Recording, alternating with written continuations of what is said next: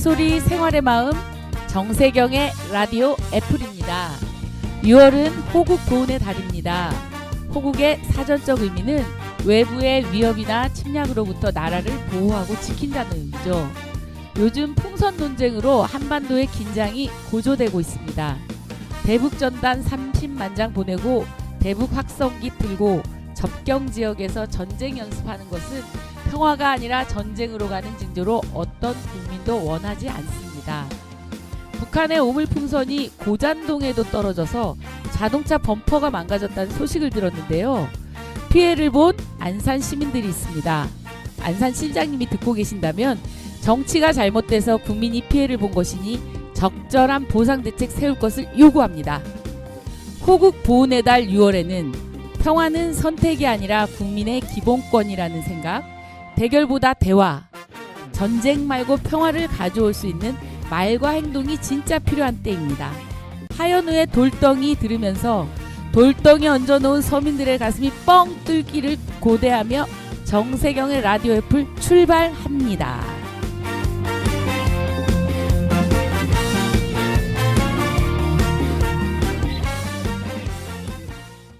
Hit me and don't make me strong.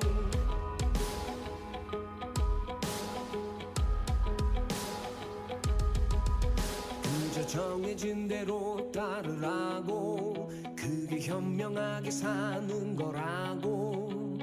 쥐 죽은 듯이 살라는 말, 가짜는 말, 누굴 위한 삶인가. 뜨겁게 쥐져봐, 절대 꼼짝 않고 나는 버텨낼 테니까. 거세게 때려봐, 네 손만 다칠 테니까. 나를 봐, 야야, 끄떡없어. 쓰러지고 떨어져도 다시 일어나. 오늘뿐이야. 난 말야, 야야, 똑똑히 봐. 깎일수록 깨질수록 더 세지고 강해지는 돌덩이.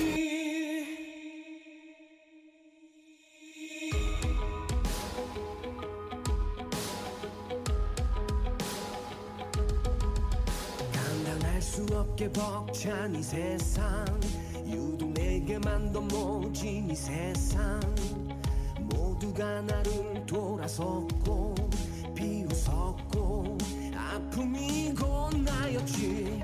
시들고 저무는 그런 세상 이치에 날 가두려 하지마. 들려도 괜찮아, 이 삶은 내가 사니까. 나를 봐, 야야, 끄떡없어. 쓰러지고 떨어져도 다시 일어나. 오늘뿐이야. 난 말야, 야야, 똑똑히 봐. 깎일수록 깨질수록 더 세지고 강해지는 돌덩이. 누가 뭐라 해도 나의 길, 오직 하나뿐인 나의 길. 내 전부를 내걸고서 hey! 걸어가, 야야, 계속해서 부딪히고 넘어져도 다시 일어나. 걷는 거야 언젠가. 야야, 이 길 끝에 서서 나도 한번, 크게 한번 목이 터져라. 울 수 있을 때까지.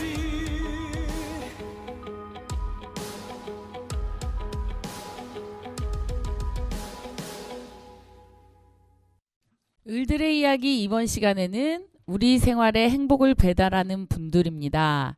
청취자 여러분 감 잡으셨죠? 여러분, 우리에게 택배 노동자가 없을 경우 상상이나 할 수 있을까요? 이제 택배 기사는 우리 생활의 필수 노동자입니다.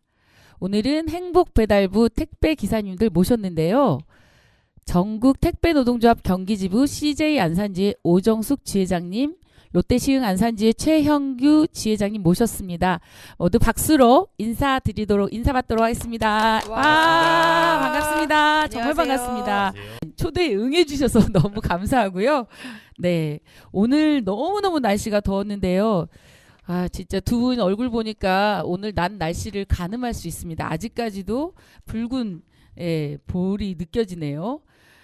더 노고가 많으신 것 같아요. 날씨 때문에. 애청자 여러분들은 이제 코로나 시기에 택배 기사님들의 과로사로 많이 돌아가셨다는 얘기 기억하실 거예요. 26분의 그 노동자들이 돌아가셨는데요. 그때 정말 온 국민이 가슴 아파했던 기억이 납니다. 두 분께서는 언제부터 택배 일을 했는지 또 자기소개하고 뭐 더 하실 말씀 있으면 인사 나누도록 하겠습니다. 네, 안녕하세요. 네, 안녕하세요. 네, CJ 대한통운 안산터미널에서 일하고 있는 선부동 공작한양 아파트에서 배송을 담당하고 있습니다. 전국 택배노조 경기지부 CJ 안산지회 지회장 오정숙입니다. 반갑습니다. 네, 반갑습니다. 네, 안녕하세요. 저는 택배를 CJ 대한통운에서 시작을 했고 지금은 롯데택배에서 일을 하고 있습니다. 현재 롯데택배 시흥터미널에서 일하고 있는 저는 안산 신길동 배송하는 택배기사입니다. 네, 반갑습니다. 신길동 배송하시고요. 예. 네, 벌써 두 분, 한 분은 8년차 일하시고 또 한 분께서는 10년이 되셨군요. 두 분 다 노동조합에서 지회장 하고 계시는 거죠? 네, 네. 네, 맞습니다. 노동조합을 그럼 하고 나서 택배 현장은 좀 어떻게 되었나요? 좀 많이 바뀌었나요? 예, 제가 일하고 있는 롯데택배 시흥터미널은 시흥시 검호동 고속도로 다리 밑에 위치해 있습니다. 다리 밑이다 보니까 눈이나 비가 와도 몸 하나 어디 숨길 곳이 하나도 없었고요. 비가 오면 진짜 몸이 쫄딱 젖고 뭐 물건이 젖는데 그거는 저희가 어떻게 해서든 저희 아, 몸이 젖더라도 몸보다 물건이. 그렇죠. 예. 고객님께 가는 거니까 그걸 더 이렇게 좀 안 맞게 하려고 노력을 많이 했었고요. 노동조합이 생긴 3년 전부터 꾸준히 요구를 저희는 했었습니다. 네. 이렇게 좀 안 맞게 하려고 노력을 많이 했었고요.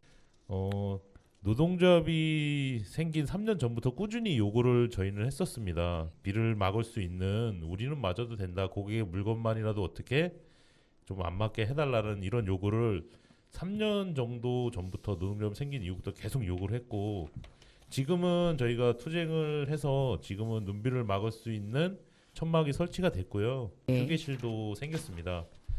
무엇보다 분류노동에서 저희가 해방이 됐습니다. 노동조합 하기 전에 공짜노동, 분류노동을 택배기사들이 했거든요. 아, 그전에는 그 분류노동까지 택배 기사들이 하셨다는 얘기죠. 네, 택배 기사들이 맞습니다. 택배만 지금 배송을 하고 있는데 노동조합 전에는 그것까지 공짜로 노동을 했다는 얘기를 알 수 있네요. 예, 제가 조금 더 말씀드리면 사회적 합의라고 우리가 많이 알려져 있는데요. 정식 명칭을 말씀드리면 택배 노동자 과로사 방지 사회적 합의안입니다. 그래서 거기에서 보면 당시에 택배 노동자들의 이 과로사 문제가 사회적 이슈로 떠올랐고 더 이상 택배 노동자들의 목숨을 담보로 이 택배를 계속하게 할 수 없다. 그리고 그 과로사의 주된 원인이 여러 가지가 있긴 하지만 가장 큰 문제는 장시간 노동, 장시간 노동이 될 수밖에 없는 것은 이제 분류 작업을 택배 직접, 노동자들이 직접 택배 하는 것. 노동자들이 직접 하게 되면서 네. 배송하기도 전에 적게는 서너 시간 또 많게는 6-7시간 정도까지 그 분류 작업을 하게 됐거든요. 그래서 그때 이제 그 사회적 합의로 분류 작업에서 저희가 해방되었던 그런 상황이 있었습니다. 어쨌든 그 사회적 합의 이후에 택배 노동자들의 이제 과로사가 택배 노동자들의 과로사. 과로사가 좀 많이 줄어들었다라는 네. 것이 통계로 나오게 되었습니다. 네, 그 사회적 합의라는 어마어마한 그 내용으로 인해서 택배 노동자들의 과로사가 줄어드는 것이 통계로 입증되고 있다. 이런 말씀으로 정리를 해주신 것 같습니다. 그래서 그 오정숙 지회장님께서는 택배를 아까 7년, 8년 이렇게 됐다고 그랬거든요. 네, 저는 네, 그때 상황 좀 얘기해 주시죠. 2017년에 처음 시작했는데요. 처음에 이제 너무나 많이 힘들었습니다. 그래서 밥은 당연하고, 네, 밥을 네, 당연히 네. 못 먹었다는 얘기죠. 그렇죠. 밥은 당연하고 네, 물 마실 시간도 없어서. 물 마실 시간이요. 네, 왜냐면은 화장실을 가야 되는데 이제 화장실 갈 만한 데도 없었고, 아, 예, 그리고 배송 시간을 확보하려면 하여튼 그러니까 목이 너무 마른데 어떻게 해야 되나 해서 이제 입술에 물만 좀 축이고 그렇게 좀 했습니다. 그래서 근데 지금은 어쨌든 분류 작업을 안 하니까 노동 강도도 좀 많이 줄어들었고 퇴근 시간도 좀 많이 빨라졌고요. 아직 노동조합이 없는 곳에서는 분류 노동자들이 투입이 좀 많이 안 된 걸로 알고 있는데요. 하루빨리 택배 노조에 택배 노조에 네, 가입하셔서 네. 예, 분류 작업에서 좀 아, 해방됐으면 네. 하는 그런 바람을 가져봅니다. 택배 노조를 가입하려면은 어떻게 해야 되나요? 예, 인터넷에 예, 택배 이때요? 노조 가입 이렇게 치면은 네. 예, 가입할 수 있는 사이트가 뜹니다. 아, 혹시 번호 공개해도 되면 지회장님 번호 공개해도 될까요? 아, 네네. 네. 예, 인터넷에 택배 노조 가입 치시면 바로 나오고요. 오정숙 지회장님께 연락 주세요. 010-8748-5296으로 연락 주셔서 분류 노동에 하루빨리 해방되시기를 저도 간절히 바라겠습니다. 택배 하시면서 혹시 뭐 즐거운 뭐 아니면 겪으셨던 에피소드 있으면 이쯤에서 한번 얘기해 주시면 또 청취자분들 되게 좋아할 것 같아요. 기억나는 거 있나요? 일단 저부터 말씀을 드리면 저희 택배 노동자들은 아마 대부분 다 공감하실 거예요. 그러면 기존에 저희가 이제 분류 노동에서 해방되기 전에 너무 바쁘게 움직이다 보니까 배송 물건을 아파트에 가져가서 508동 물건을 배송을 다 하고 내려왔어요. 다 내려왔어요. 예, 다 하고 내려왔는데 차 안에 보니까 또 508동이 있는 거예요. 아, 그러면 진짜 너무나도 어이가 없어가지고 네. 갔다 왔는데 또 있잖아요 이게. 그래갖고 가봤더니 507동 물건을 배송을 잘못했더라고요 제가. 예, 그래서 다시 다 찾아왔는데 그 와중에 또 그새 또 찾아서 가지고 들어가신 분들도 계세요. 기다리던 택배였던 네. 거죠. 문 두드려서 자세히 이제 또 상황 설명해드리고 물건을 이렇게 다시 찾아왔던 네. 예, 그런 또 기억이 좀 나네요 지금은. 지금 멘붕이 왔었겠네요. 그때 당시에는. 지금은 네. 실수를 안 하는데 예. 그때 당시에는 너무나도 빨리 움직여야 되다 네. 보니까 그런 실수가 조금 있었던 것 같아요. 네, 지금은 완벽하게 배송을 하신다. 이런 뭐 자랑 아닌 자랑을 하시면서 여튼 이것도 분류노동에 해방됐기 때문에 우리 택배 기사들이 좀 여유가 있어졌다라고 하는 얘기인 것 같습니다. 맞습니다. 예, 오지 회장님은 뭐 여성의 몸으로 택배를 하시느라고 좀 힘드셨을 것 같긴 한데요. 아, 저는 예, 예. 어떤 일이 있었냐면 원래 지금 코로나 이후에는 비대면이라고 해가지고 다 문 앞에다 택배를 갖다 놓잖아요. 그렇죠. 예, 근데 사실 그 이전 시기에는 고객님들께서 요구가 좀 매우 다양했어요. 어떤 분은 경비실, 어떤 분은 뭐 계단 밑, 어떤 분은 옥상, 어떤 분은 문 앞 뭐 이렇게 해서 좀 다양한 요구가 있었는데 제가 한번 엘리베이터가 없는 곳에 5층에 이제 물건을 갖다 놓고 내려왔는데 갑자기 창문이 열리면서 저를 막 부르시는 거예요. 5층에서 내려왔는데 네, 이제 고객님께서 예, 근데 예. 이제 보통 그런 경우에는 여러 가지 이유로 인해서 이제 뭐 반품을 한다거나 도로 갖고 가라거나 뭐 그런 요구가 좀 많으시거든요. 그래서 사실 또 5층까지 다시 올라가서 그걸 되게 무거워서 갖고 내려오기가 싫어서 예, 예. 제가 이제 막 못 들은 척하고 막 빠른 걸음으로 막 가고 있는데 예, 예. 마침 그때 주민분 한 분께서 제 옆을 지나가시면서 친히 저를 이렇게 잡으시고 저쪽에서 부른다고 알려주셔가지고 할 수 없이 예, 예. 다시 또 올라가서 올라가- 그 무거운 물건을 다시 갖고 내려오는 아, 그런 상황이 좀 있었습니다. 오래된 이야기인데도 좀 부끄러우셨나 봐요. 기억나는 거 보니까. 모른 척하고 막 갔는데 그냥 또 친절한 주민을 만나는 바람에 그랬다는 에피소드네요. 아, 네. 하여튼 재밌는 얘기를 해달라고 부탁을 드렸는데 청취자분들 즐거우셨나요? 아, 저는 되게 즐거웠습니다. 예, 잠시 다음 얘기 넘어가기 전에요. 6월 10일 우리 애플이 첫 방송이 나간 후 댓글, 좋아요, 구독으로 함께 해주신 분들께 감사드리려고 해요. 그래서 제가 애플이 어떤 의미인지 여러분들이 정해주세요 부탁도 드렸고 그 부탁에 여러 의견도 주셨습니다. 몇 분의 소개를 드릴게요. 첫 댓글로는 애플 재미있어요. 잘 들었답니다. 첫방 진심으로 축하드립니다. 단원 FM 드라마 천국 코너에서 윤희웅 님이 보내주셨어요. 정말 감사합니다. 저도 드라마 천국 되게 재밌게 보고 있습니다. 아, 영남님께서는요. 애플로 이행시를 주셨거든요. 사랑의 피플풀. 너무 뛰어나지 않으십니까? 사람을 사랑하는 라디오 프로그램 애플 감사합니다. 그리고 우리 단원 FM 코너에서도 아재살롱팀이네요. 첫 방송 축하해 주셨습니다. 감사합니다. 사람 사는 이야기 하루하루 선하게 열심히 살아가는 사람들의 목소리, 노동자들의 삶을 위로해주는 방송 기대합니다. 감사합니다. 그리고 또 비정규직 노동자들의 부당한 처우 개선 반드시 해야 된다고 생각합니다. 저희가 첫 방송에는 학교 비정규직 노동자들 이야기를 들려주었던 이런 댓글 주셨습니다. 그리고 저희 6월의 노래를 들려드렸거든요. 또 가수 오해라 님이 선택해 주신 6월의 노래 가슴을 울립니다. 또한 우리 동네 딱따구리 인터뷰 너무 좋아요. 그리고 마지막으로 애플 진행 정세경 MC 멋져요. 흥해라 정세경 애플 청취자. 그 외에도 많은 분들이 댓글 주셨습니다.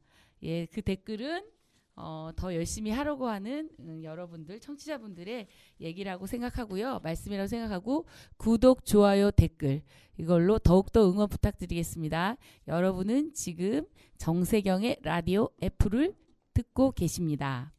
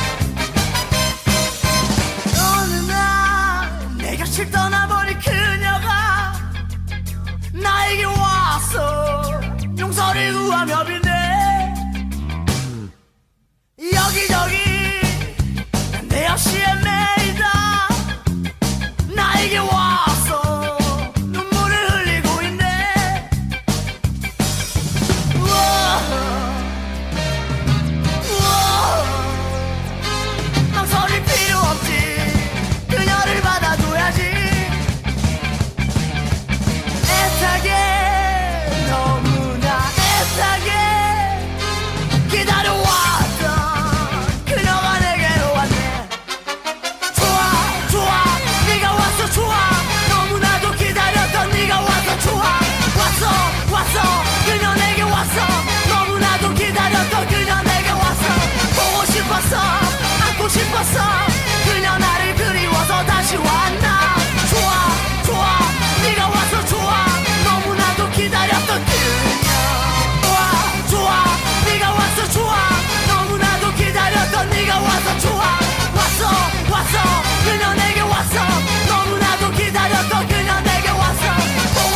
싶었어 안고 싶었어 그녀 나를 그리워서 다시 왔나 좋아 좋아 네가 와서 좋아 너무나도 기다렸던 그녀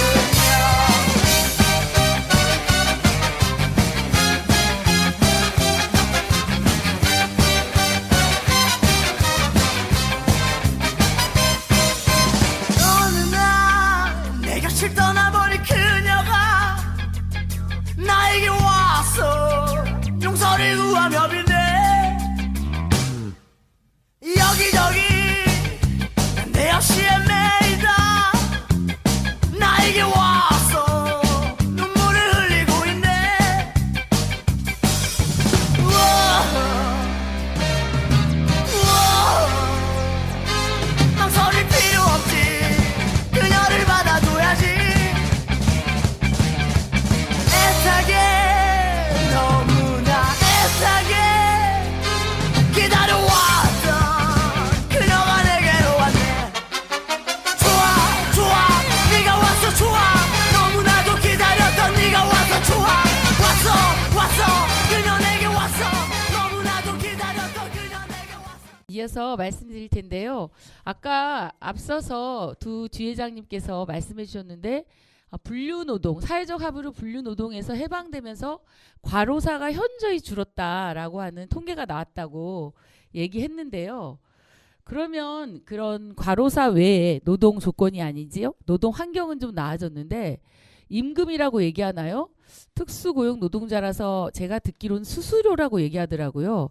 수수료는 좀 인상되었는지 그 상황도 좀 청취자분들께 얘기해 주실 수 있어요? 제가 이 얘기를 하는 거는 올해 초 저희 푸르지오 아파트, 백운동 푸르지오 아파트 8차에서 택배 노동자들 중에 여성 노동자, 남성 노동자 두 분이 팔에 수갑이 채워진 채로 연행됐다는 얘기를 들었거든요. 그래서 그건 도대체 무슨 일이 있었던 건지, 어떤 일이 있었는지 어떤 분이 얘기해 주시겠어요? 아, 그거는 제가 얘기해야 될 것 같은데요. 네. 롯데 시흥안산지의 일이긴 하지만 그때 제가 이제 연대하러 갔었거든요. 네. 그때 수갑 채워서 연행된 사람이 바로 전데요. 예.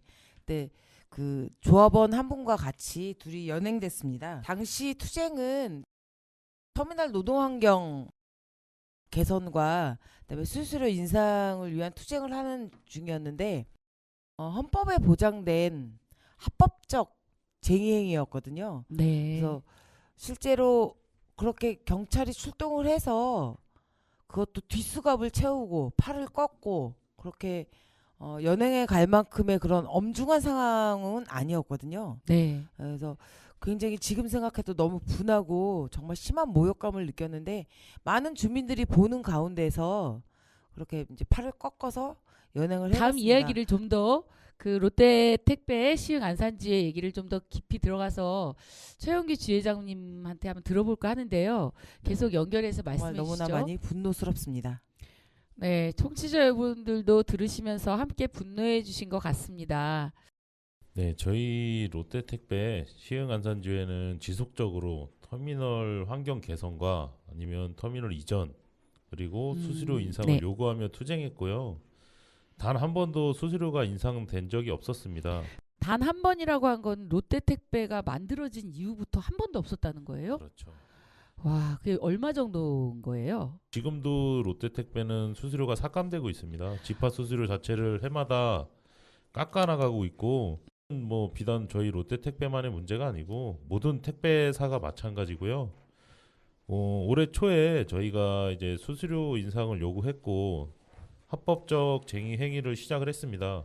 그 과정에서 단원경찰서에 무지막지한 수갑 연행이 있었고 수수료 인상은 택배 원청을 상대로 교섭도 하고 쟁의 행위를 해서 쟁취해야 되는 사안이거든요. 택배 원청하고 교섭을 하려면 노조법 2조 3조를 개정해서 노동조합을 하면서도 정치 제도에서 막히고 제대로 되지 않고 네, 요번에도 거부권 행사했잖아요. 예, 그렇죠? 맞아요. 예. 작년에 윤석열 대통령이 노조법 2, 3조 개정을 거부해서 진짜 정말 많이 화가 났었거든요. 이게 당장 저희한테 맞는 이 개정안이기 때문에 네. 개정이 될 거라고 저희는 열심히 믿고 싸워왔는데 윤석열 대통령이 이걸 거부해서 진짜 너무 많이 화가 났었습니다. 윤석열 씨는 진짜 그 자리에서 내려오면 좋겠어요. 예, 맞습니다. 네, 예, 예. 내려왔으면 박수 한번 좋겠습니다. 칩시다. 아, 그 자리에서 내려와라. 내려오십시오. 내려와라. 네. 빨리 내려와야 됩니다. 예, 맞습니다. 우리 온 국민이 원합니다. 예, 노동 들어보니 이제 노동 환경이 좀 나아졌다고 볼 수 있는데요. 그런데 반면에 수수료 인상이 단 한 번도 없었다 말씀해 주셨어요. 그러면 택배 기사님들은 물가도 올라가고 기름값도 올라가면 바로 타격이 올 텐데요. 노조법 2, 3조 개정으로 택배 원청과 단체 교섭해서 그쵸, 진짜 사장이겠죠. 진짜 사장이 나와서 단체 교섭해서 수수료도 인상하고 노조도 아주 잘 되기를 응원하겠습니다. 두 분께 묻겠습니다. 예, 요즘 일하면서 불편하고 또 어려운 일 있으시죠? 아, 예, 맞죠. 청취자분들께 네. 알 수 너무나 있도록 너무 얘기해 많죠. 주세요. 네, 네. 예, 저희 아까 롯데 시흥터미널이 고속도로 다리 밑이라고 제가 말씀을 먼저 드렸었고요. 저희가 지금 너무 좁습니다. 좁고 택배 시장은 커져가고 있고 이렇다 보니까 한정된 구역 안에 자꾸 이 차만 늘어나고 있습니다. 그러다 보니까 접안 자체가 안 되고 있고 너무 좁은 곳에서 일을 하다 보니까 뭐 사고의 위험도 너무 많고 지금 그런 상태고요. 그리고 화장실이 저희가 한 130명 정도가 됩니다. 여성분들도 많고 지금은 분류하시는 여성분들이 많기 때문에 여성분들도 많고 남성분들도 많은데 여성분이 쓸 수 있는 화장실은 한 개소, 한 개? 네, 딸랑? 한 개 있고요. 예. 남성분들이 쓸 수 있는 건 소변기 3개, 대변기 3개, 요게 다예요. 네. 예, 그래서 이렇다 보니까 저희가 이 화장실을 좀 추가로 좀 해달라 이렇게 요구를 했는데 도로공사에서 안 된다. 롯데에서는 우리는 최선을 다해서 해주고 싶어도 도로공사에서 안 된다. 이런 대답을 들었어요. 근데 지금 이 다리밑을 지금 현재 또 10년 계약을 했다고 이렇게 지금 얘기를 들었거든요. 근데 도로공사에서 도대체 이거를 이런 상황과 이런 우리가 택배를 할 수 있는 현장이 맞는지 이걸 정확히 알고 재계약을 해준 건지 네. 진짜 의문이 너무 많이 갑니다. 이게. 네, 저도 몇 번 이제 롯데 시흥 안산 지회 롯데 그 터미널을 한번 갔었거든요. 저도 근데 정말 열악한 환경에 저도 깜짝 놀랐었어요.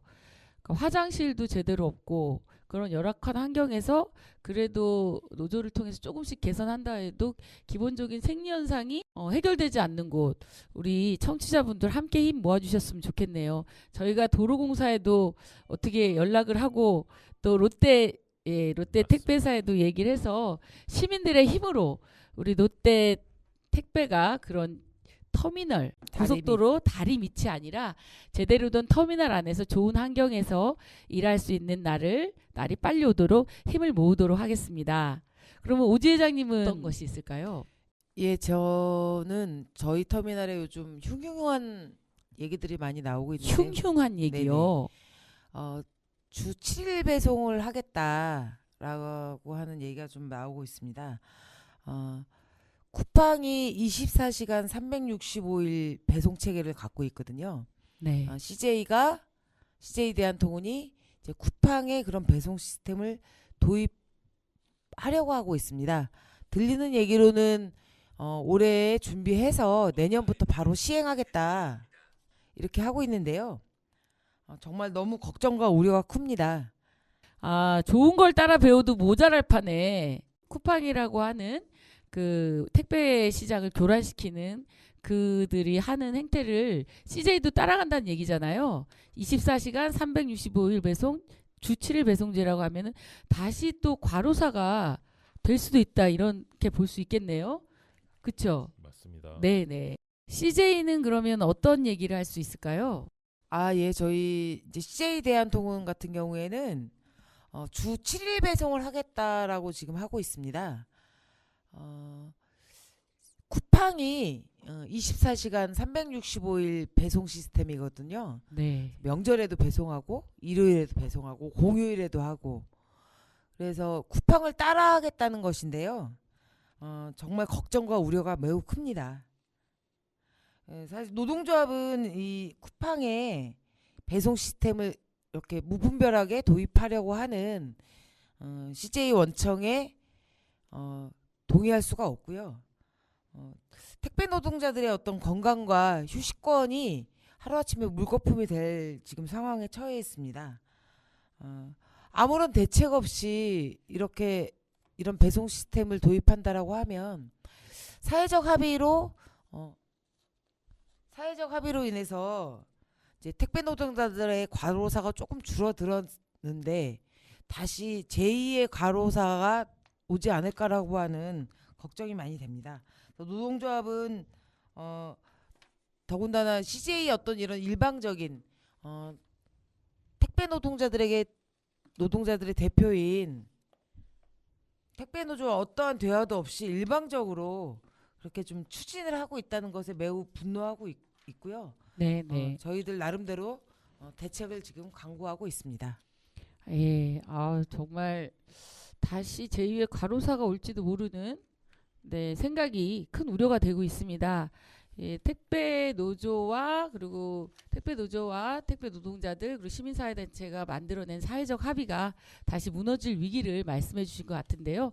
저희 시민들이 매의 눈으로 지켜봐야 될 것 같습니다. 저는 얼마 전에 뉴스에서 이런 기사를 봤어요. 6월 13일 날 공정위가 쿠팡에 1,400억 원의 과징금을 부과했다. 이런 기사를 봤는데요. 이게 도대체 뭔 소린지 한번 청취자분들 알아들을 수 있도록 얘기해 주실 수 있나요? 그거는 지금 쿠팡이 네. 자사 상품을 검색 순위 상위에 노출되게 하기 위해서 네. 임직원 2,000명을 동원해서 7만 개가 넘는 후기를 달았다고 합니다. 이거는 거기에 입점해 있는 업체들이 21만 곳이라고 하는데요. 그 21만 곳이나 되는 업체들을 피와 땀을 무시하는 것이고, 그다음에 저희 고객님들께서는 대부분 검색 순위 후기를 보고 저 같은 경우도 후기를 보고 사거든요. 후기도 보고 검색 순위 상위에 링크된 부분들을 이제 많이 고르기 마련인데 이건 국민들을 향해서 대국민 사기 행각을 벌였다. 저는 그렇게 볼 수밖에 없다라고 생각을 합니다. 예, 맞습니다.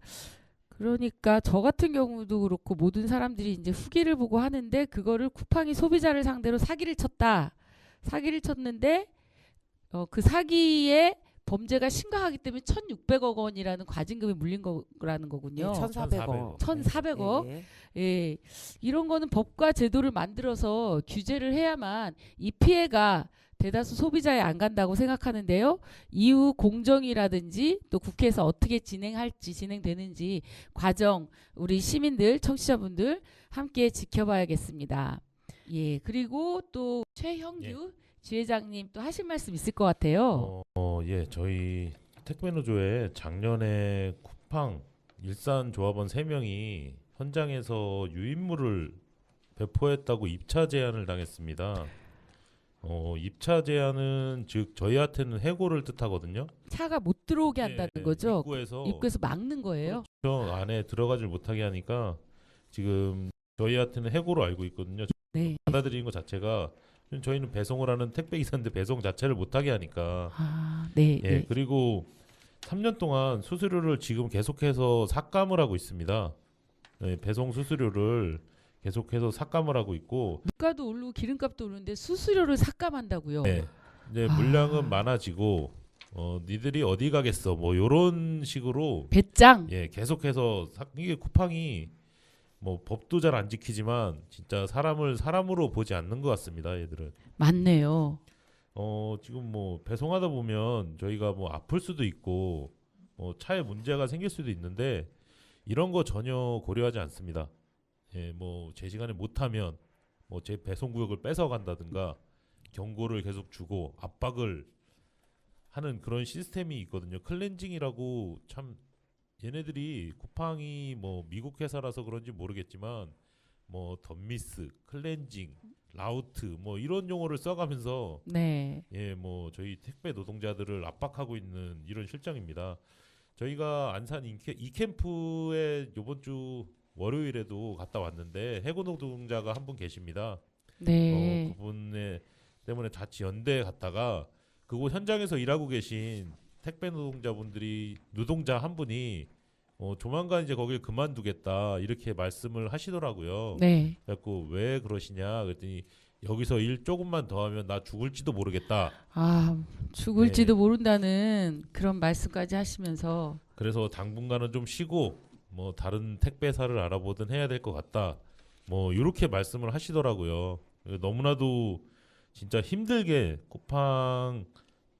쿠팡이 편하잖아요. 솔직히 저도 뭐 편한 건 알아요. 왜 오늘 시키면 내일 아침에 오고 하니까. 그쵸. 근데 이 로켓 배송 뒷면에는 이런 예. 택배 노동자들의 피와 땀이 있다는 거를 국민 여러분들이 좀 알아주셨으면 감사하겠습니다. 네, 국민께 또 청취자분께 당부도 주셨는데요. 쿠팡의 로켓 배송 우리가 너무나 편리하게 사용하는 로켓 배송 이면에는 그 속도, 로켓의 속도로 배송하는 기사님들이 계시다. 땀, 눈물, 피눈물이겠죠. 그걸 알아주시면 감사하겠다는 당부까지 주셨네요. 마지막으로 주민들께 이제 하시고 싶은 얘기가 있을 텐데요. 그 전에 이제 두 분 말씀 쭉 들어보니 노동조합을 하면서 택배 노동자들이 처우는 개선됐다. 그런데 결국 또 쿠팡이 택배 시장을 교란시키면서 다시 이전으로 돌아가려고 하는 시도가 보인다. 이런 말씀 해주셨죠. 네. 그러면 다시 아까 말씀드리면 사회적 합의로 과로사가 줄어든 통계가 있었는데 그 이전으로 과로사 문제가 다시 불거질 것 같다 해서 저 같은 경우에는 우리가 시즌 1에서 했던 늦게 와도 괜찮아 운동이 있었잖아요. 사회적 네네네. 합의를 해가는.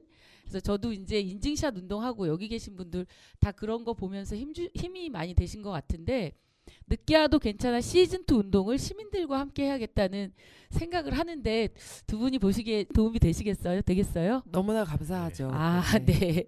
아, 그렇게 열심히 늦게 와도 괜찮아 시즌2 운동을 하겠다는 약속 드리고요. 마지막으로 청취자분들께 전하고 싶은 얘기 있으면 해주시면 좋겠어요.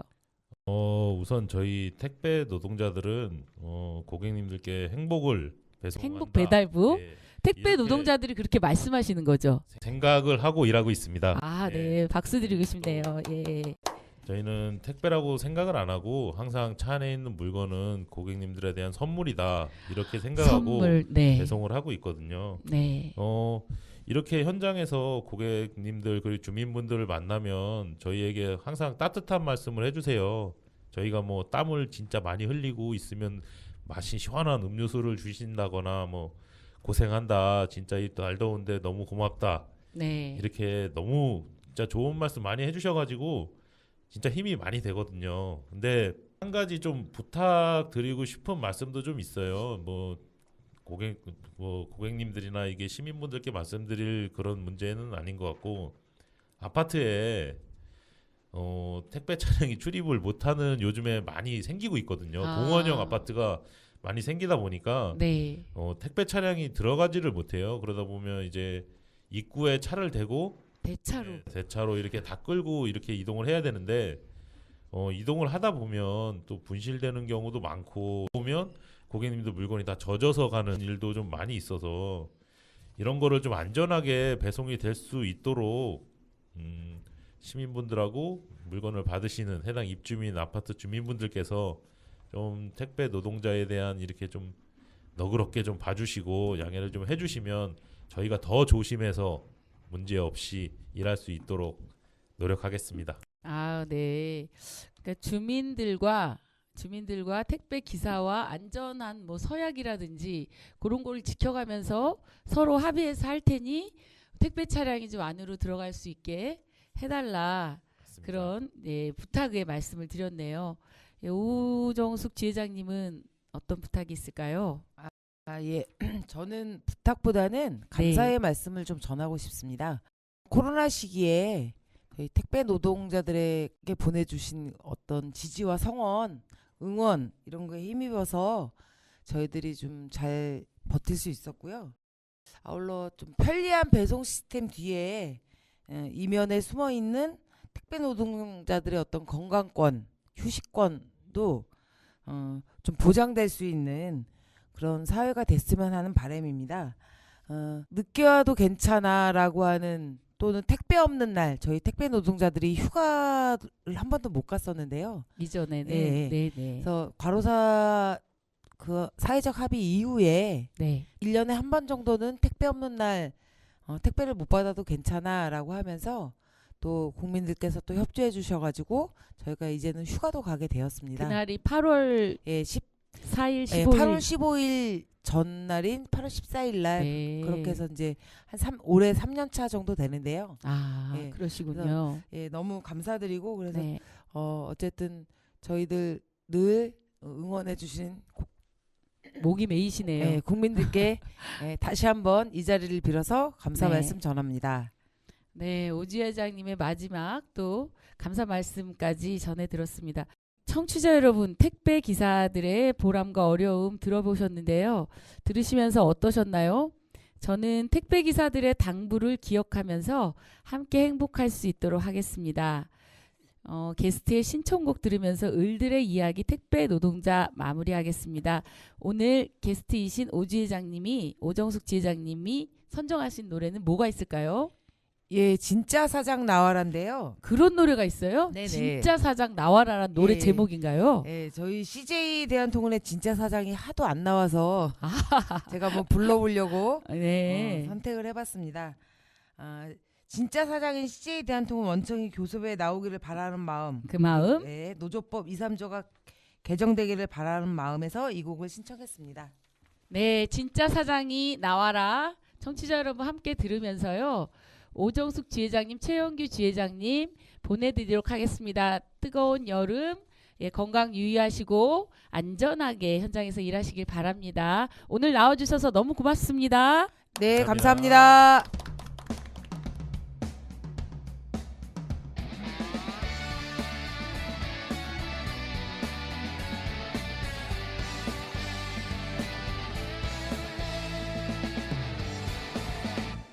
잘 봐 내가 무슨 일을 하는지 어디서 일하는지 하루 종일 하는 일은 하나 내 일터도 하나인데 일하는 회사 따로 월급 받는 회사 따로 원청 사장 하청 사장 하청 또 하청 도대체 사장이 몇 명이야 어떤 놈은 책임 없다 어떤 놈은 권한 없다 야 우리의 노동으로 배불린 놈이 누구야 진짜 사장이 나와라 우리의 노동은 가짜 노동이 아냐 진짜 사장이 나와라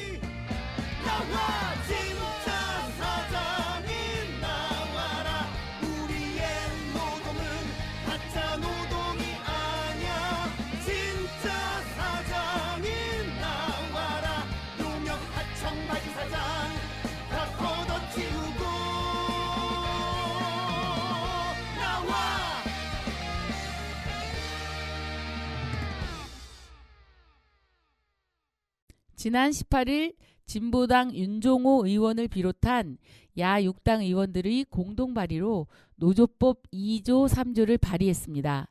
대통령의 거부권으로 유명해진 노조법 2, 3조는요. 진짜 사장 교섭법, 노조에게 손배폭탄을 방지하는 법입니다. 22대 국회에서 반드시 해결되도록 청취자 여러분의 많은 관심 부탁드립니다. 여러분은 지금 정세경의 라디오 애플을 듣고 계십니다. 이번 시간은 박찬희 박사의 톡톡 심리 상담 시간입니다. 안녕하세요, 박사님. 잘 계셨나요? 네, 안녕하세요. 반갑습니다. 네, 박사님의 심리 상담에 청취자 여러분이 많은 위로가 됐다고 댓글 주셨어요. 혹시 댓글 보셨어요?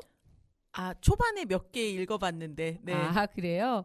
그럼 제가 톡톡 심리 상담에 대해서 댓글 좀 읽어드릴게요. JKS님께서는요, 박찬희 박사님, 내담자의 명쾌한 상담, 닉네임까지 지어주시는 센스 굿! 그리고 스피토님께서는 박찬희 박사님의 심리 상담 최고예요.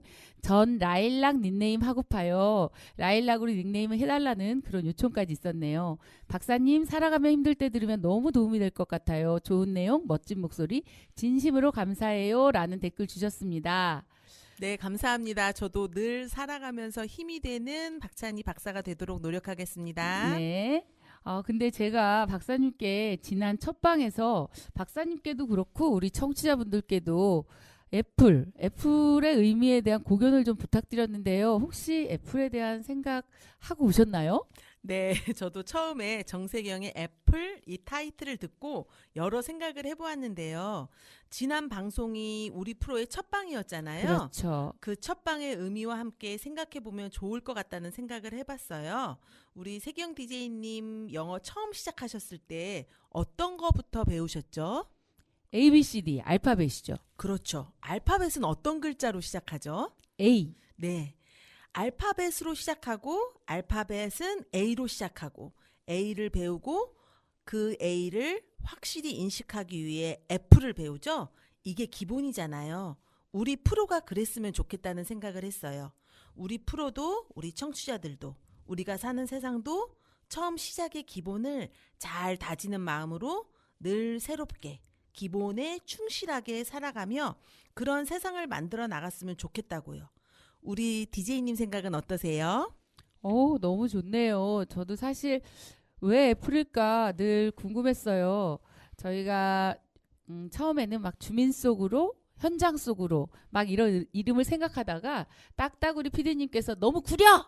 그러면서 애플하자 애플 해가지고 저도 이제 흔쾌히 동의를 했는데 그러면서도 애플이 뭘까 궁금했는데 박사님이 이런 A라는 처음 시작이라는 그런 의미를 주시니까 너무 좋고요. 새롭고 그러면서 기본에 충실한 저 또한 그런 사람으로 그런 세상을 만들어 가도록 노력해야겠네요. 사춘기 자녀를 둔 이제 부모님들이 너무너무 궁금해하신 이야기입니다. 사춘기 자녀와 갱년기 엄마가 싸우면 누가 이길까요? 박사님 얘기해 주세요. 너무 궁금합니다. 네, 실생활에서도 전 그런 질문을 굉장히 많이 받는데요. 그런 질문을 받을 때마다 전 다시 질문을 하거든요.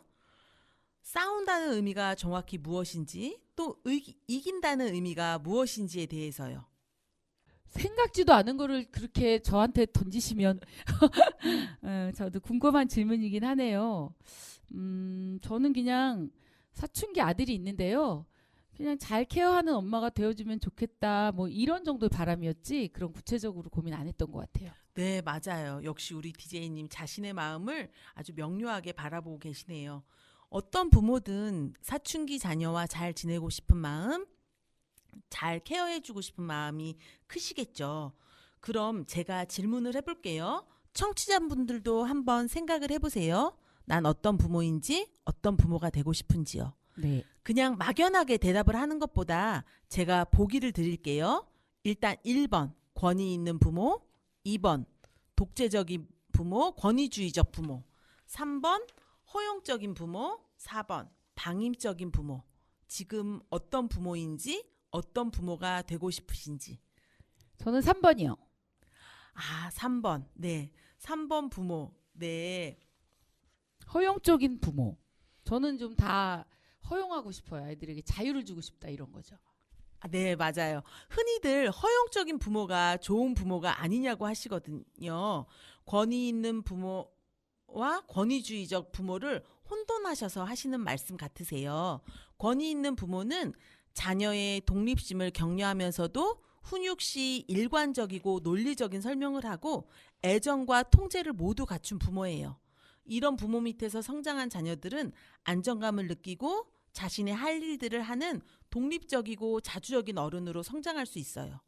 그리고 흔히들 우리 세경 DJ님도 그러셨지만 허용적인 부모를 꿈꾸기도 하는데 허용적인 부모는 애정은 있지만 단호한 제한을 설정하지 못한 채 자녀의 요구사항을 다 수용해주는 부모예요. 찔리네요.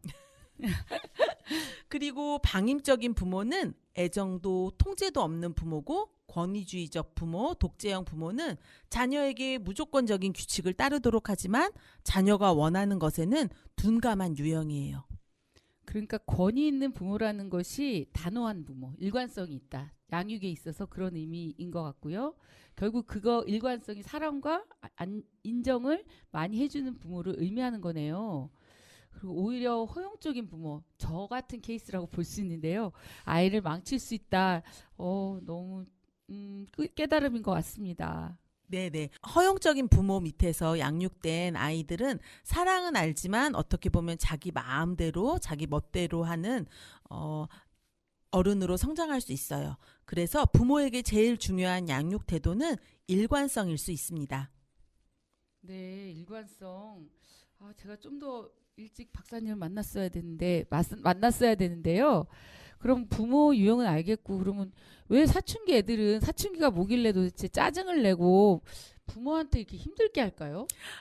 네. 그거에 대해서도 설명을 해드릴게요. 일단 청소년기를 정체감 유예 기간이라고 하거든요. 정체감 유예기. 네, 들어본 것 같기도 해요. 네, 청소년기에 경험하는 정체감 범주에 대해 미리 설명드리는 것이 좋겠네요. 일단 이 정체감 범주를 두 가지로 나누어서 보아요. 위기와 관여. 위기를 경험했는가, 관여를 경험했는가. 첫 번째 정체감 성취기는 정체감에 대한 충분한 위기를 경험하고 충분히 신중하게 고려해 자아 정체감을 확립한 상태고요.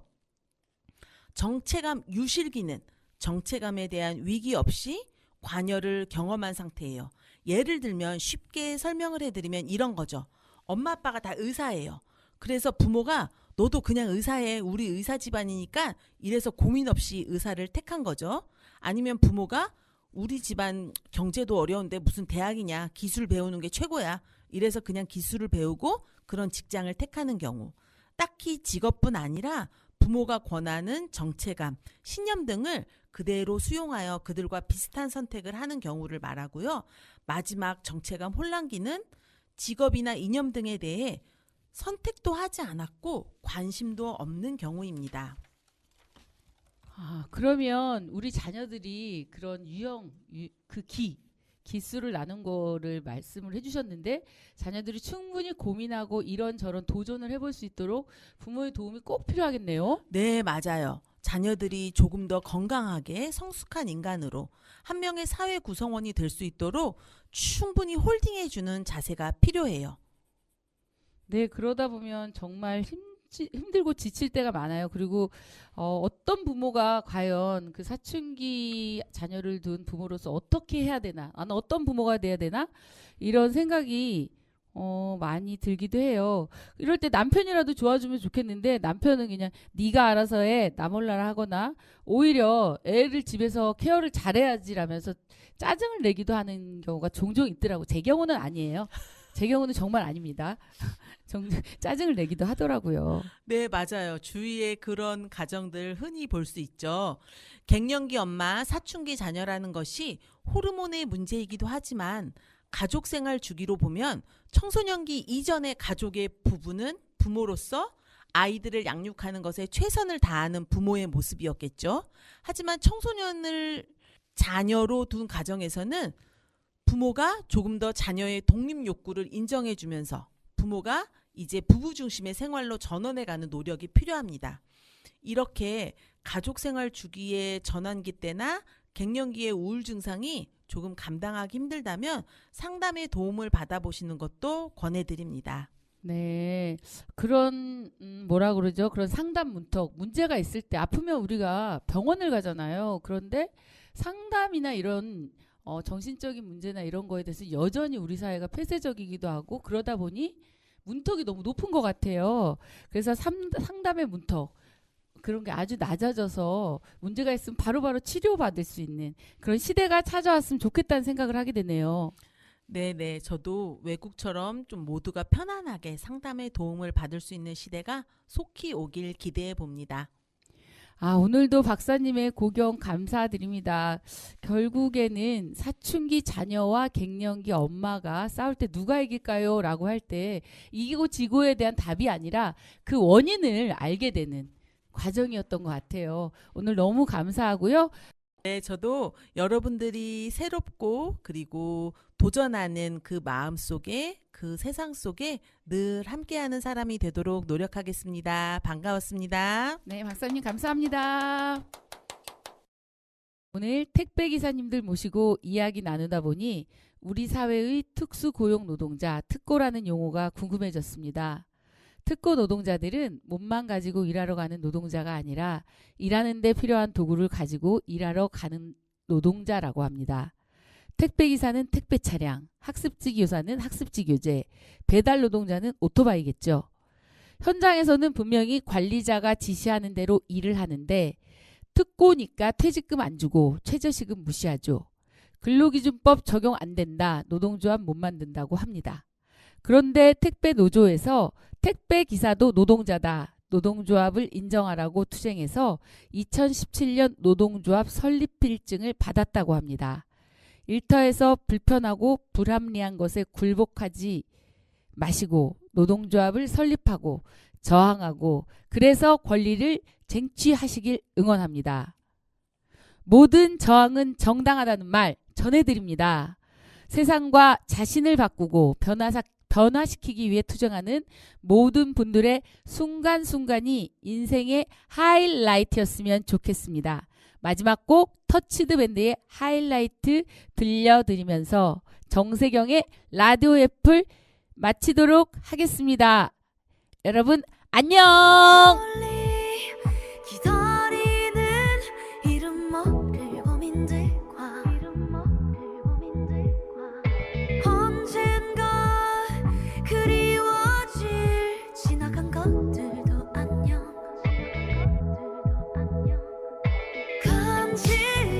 간질간질하게 피어나는 다가오는 이 순간의 하얀 하이라이트.